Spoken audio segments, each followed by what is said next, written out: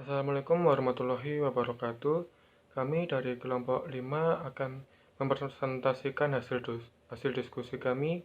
Sebelumnya, nama dari kelompok kami adalah, yang pertama adalah saya sendiri, Yunata Agung Prasetyo, kemudian Thomas Aldi Setiawan, Windy Setiadi, dan Yoris Arga Mahendra.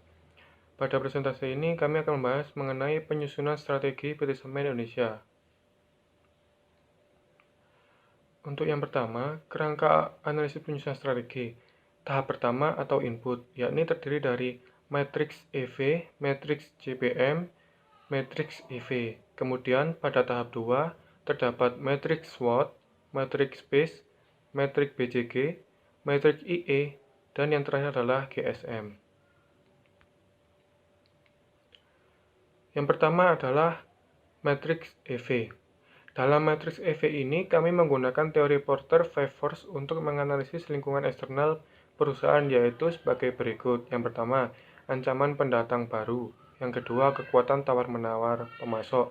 Yang ketiga, kekuatan tawar-menawar pembeli. Yang keempat, tekanan dari produk pengganti. Yang kelima, intensitas persaingan di antara pesaing. Dari analisis tersebut, adapun matriks EV PT Semen Indonesia yaitu sebagai berikut.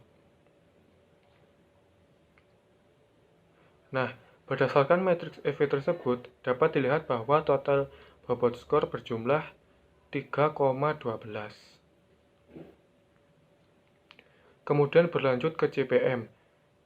Dalam membuat CPM dengan membandingkan PT Semen Indonesia dengan dua produsen semen sejenis, yaitu Semen Boswa dan Indosemen.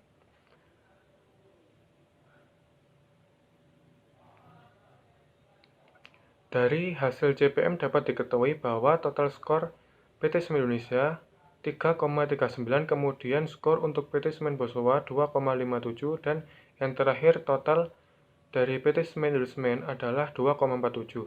Maka hal tersebut menunjukkan bahwa posisi PT Semen Indonesia masih lebih unggul dibandingkan dengan dua pesaingnya. Kemudian ada matriks EV. Dalam matriks EV ini, kami menggunakan teori Resource-Based View untuk menganalisis lingkungan internal perusahaan, yaitu sebagai berikut. Yang pertama ada sumber daya, kedua kemampuan, ketiga kompetensi. Dari analisis tersebut, adapun matriks EV PT Semen Indonesia sebagai berikut.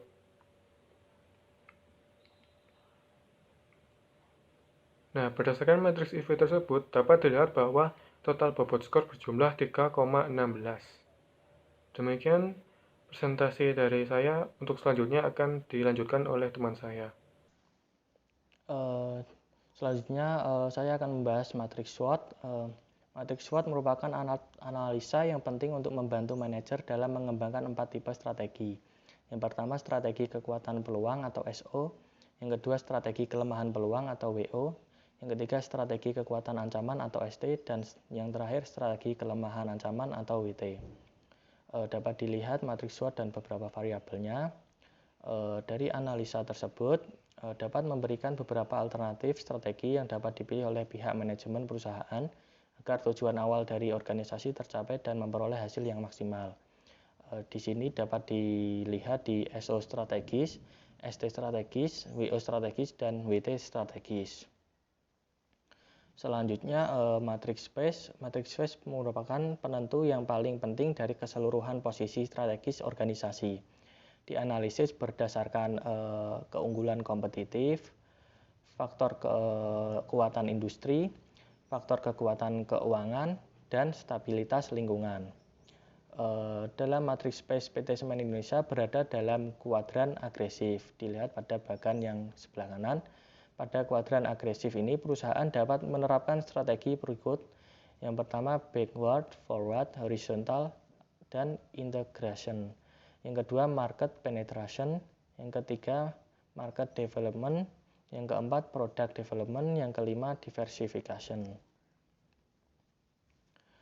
Selanjutnya, matriks BCG digunakan untuk menggambarkan posisi PT Semen Indonesia di antara perusahaan pesaing yang terkait dengan posisi pangsa pasar dan tingkat pertumbuhan industri terkait.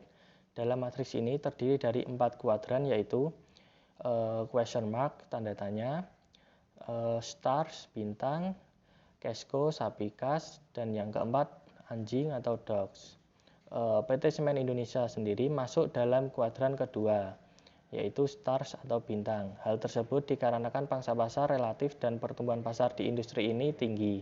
Pangsa pasar dari perusahaan ini mencapai angka 53,1%. Selain itu, berdasarkan analisa BCG di atas, kami berpendapat bahwa pertumbuhan pasar dari industri ini sangat tinggi seiring dengan permintaan yang tinggi pula. Sehingga untuk pengembangan perusahaan, PT Semen Indonesia seharusnya menerima investasi yang besar untuk mempertahankan atau memperkuat posisi dominan mereka. Integrasi ke depan, ke belakang, horizontal, penetrasi pasar, pengembangan produk, dan joint venture adalah strategi yang sesuai untuk mempertahankan posisi perusahaan.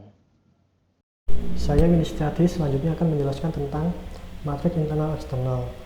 Matrik internal eksternal merupakan alat yang digunakan untuk memperoleh strategi bisnis di tingkat divisi unit bisnis yang lebih detail.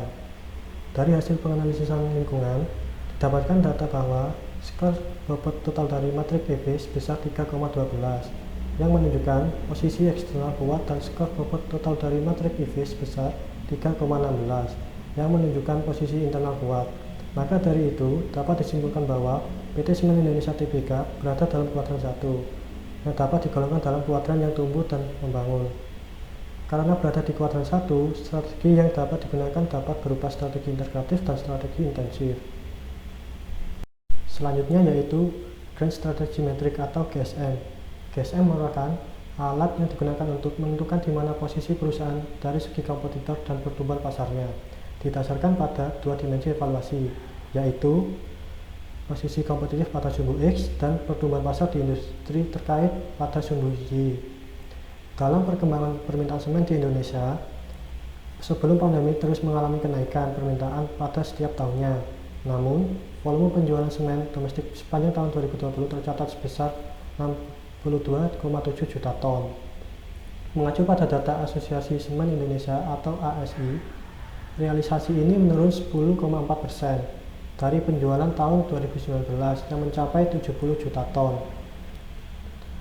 Dari hasil CPM, dapat diketahui bahwa total skor PT Semen Indonesia Tbk sebesar 3,39. Kemudian skor untuk PT Semen Bosowa yaitu 2,57. Dan yang terakhir, total dari PT Semen Indosemen adalah 2,47.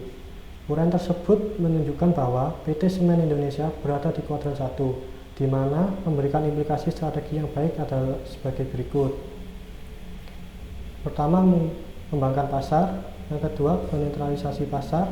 3, pengembangan produk. 4, integrasi ke depan. 5, integrasi ke belakang. 6, integrasi horizontal. Dan yang ke-7, diversifikasi terkait. Selanjutnya yaitu mengenai analisis strategi PT Semen Indonesia Tbk saat ini. Transformasi perseroan sebagai upaya peningkatan kinerja telah menerapkan fungsional holding perseroan semakin mengintensifkan upaya pembentukan strategi holding company yang lebih menjamin terlaksana sinergi pada seluruh aspek operasional dari perusahaan yang bernaung di bawah grup perusahaan. Strategi jangka panjang. Perseroan selalu melakukan review atas 6 critical issue yang telah ditetapkan sebagai landasan strategi pertumbuhan yang berkelanjutan yang dapat disampaikan sebagai berikut. 1. Pertumbuhan kapasitas. 2. Pengamanan energi. 3. Penguatan citra korporasi. 4. Pemenuhan kebutuhan konsumen. 5. Penguatan faktor penunjang. Dan ke-6. Pengendalian risiko utama. Sedangkan pada strategi jangka pendek, secara garis besar, strategi perusahaan dalam jangka pendek sebagai penjabaran rencana jangka panjang tersebut berfokus pada 4 hal, yaitu 1. Revenue management, 2. Cost management, 3. Capacity management, dan ke-4.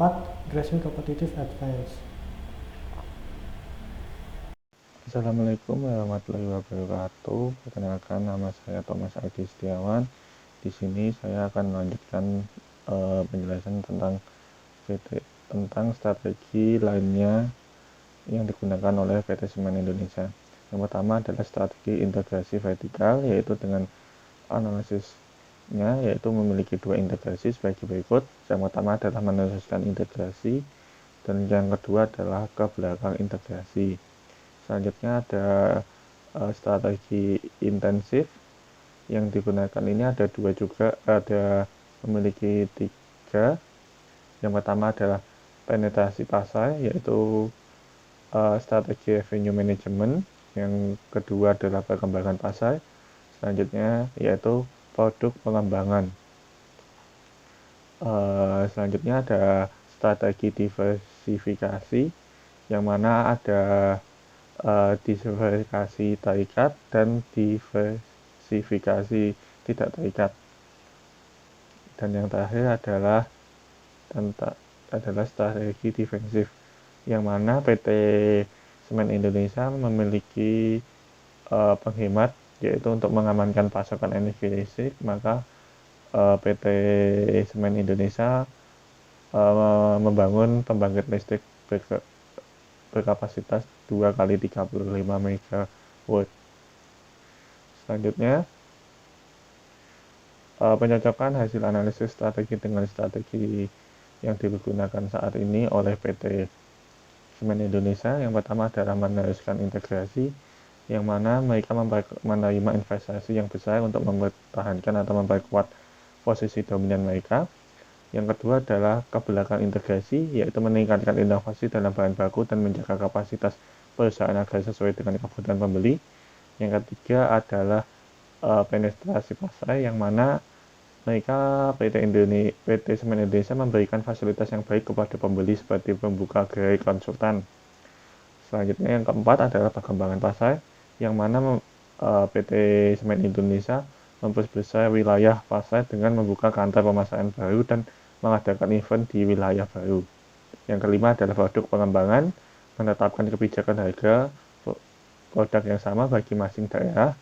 Yang keenam adalah diversifikasi terkait, yang mana produk lain dari Semen Indonesia adalah Maxstyle, semen Polak Select pertama diproduksi di Indonesia yang memiliki tingkat kuat tekan dan kuat lentur tinggi, panas hidrasi rendah serta ramah lingkungan.